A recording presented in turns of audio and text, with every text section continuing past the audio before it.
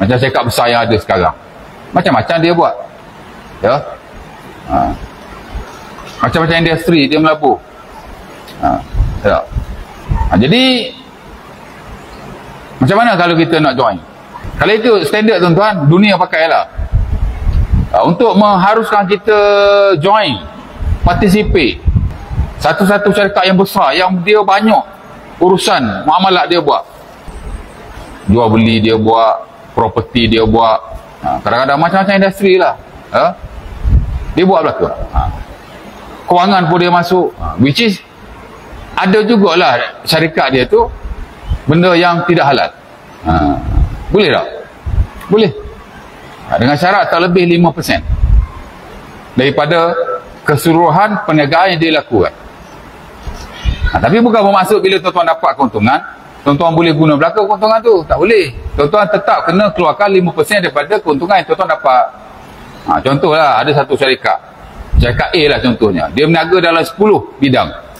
Tanah dia buat, perbankan pun dia masuk, macam-macam. Kemudian adalah sikit yang dia buat tu tak non-syariah, tak syariah compliant. Kita kena tengok banyak mana. Kena cek tengoklah dia punya tu. Kalau lebih 5% tidak boleh. Kalau kurang 5% boleh.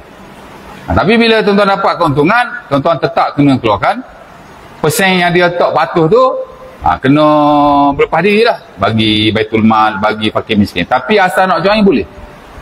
Termasuk saham-saham yang ada di pasaran, di bursa saham umpamanya. Itu kita punya standard dan dunia pakai. Ya. Tapi kalau dia banyak benda tidak halal, lebih 5%, awal-awal lagi tuan-tuan tak boleh join company tu. Awal-awal lagi. Pasal apa dia buat begitu tuan-tuan? Pasal syarikat-syarikat besar ni, tuan-tuan nak cari yang betul-betul solid, dia berniaga 100% hak halal, agak sukar.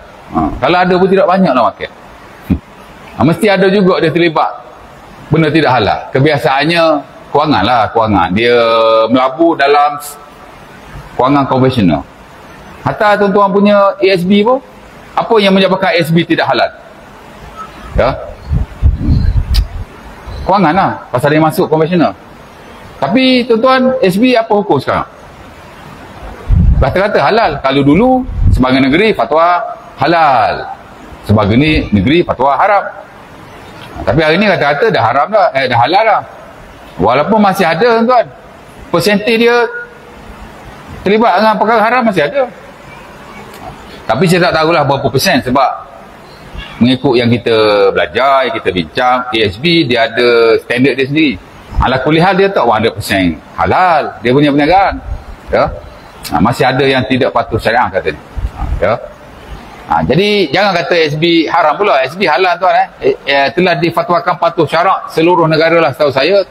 Tapi saya tak tahu lah kok ada negeri yang masih mengharamkannya. Setahu saya macam Selangor dulu kata haram, beberapa tahun yang lepas telah mengharuskan, dan negeri-negeri yang lain lah. Pasal dia dah buat keluar satu standard yang mereka punya sendiri lah, under prinsip maqasid syarak. Tapi tuan-tuan kena ingat, ASB ni dia macam saya sebut tadi lah, dia tak betul-betul 100%. Kalau ikut Dr. Zaharuddin pada tahun 2021, walaupun dia kata ASB telah difatwakan harus, dia kata masih wajib melakukan pembersihan. Dan berbeza-beza lah. Kalau tahun 2015 ke bawah tak wajib lah kita buat pembersihan, sebab memang haram pun. Dah banyak negeri mengharamkan. Tahun 2015 ke atas tu dia ada dia punya jadual. Tuan-tuan boleh cek kat internet lah. Lain-lain. Dia tak sama, ada 70, ada yang halal tu 74 lah, 73 lah, 72 lah, 66 lah, saya tak tahulah kan. Tapi lah yang tahun 2019 tu, anda ingat yang halal 70 something. Ala kulihal, kalau tuan-tuan bersihkan 30% sudah okey. Mana tuan-tuan dapat dividen tu, tuan-tuan keluarkan 30% untuk diberikan kepada fakir miskin atau Baitul Mal. 70% lagi tu, kalau cukup nisab, tuan-tuan kena keluarkan zakat sendiri. Lepas tu tuan-tuan enjoy lah dengan lebihan dividen itu. Nampak? Jangan ingat kata ada fatwa halal, halal lah tu semua dividen. Tak. ASB masih ada pelibatan dia dalam urusan pelaburan yang tidak patuh syarak. Walau bagaimanapun, sejak dia difatwakan harus dulu lah, tahun 2000 berapa lah, 2018 kot, dia telah buat perjanjian lah, mana dia akan mempeluahkan lagi pelaburan dia, dan dia akan mengecilkan yang haram tu sedikit demi sedikit, tak tahulah sampai bila, sampai dia punya target, takkan ada lagi benda yang haram lah, kita dah gitulah. Poin dia tuan-tuan, ada banyak SB ni kaya berlaku depan saya ni, masih kena buat pembersihan lah, cerita dia gitulah.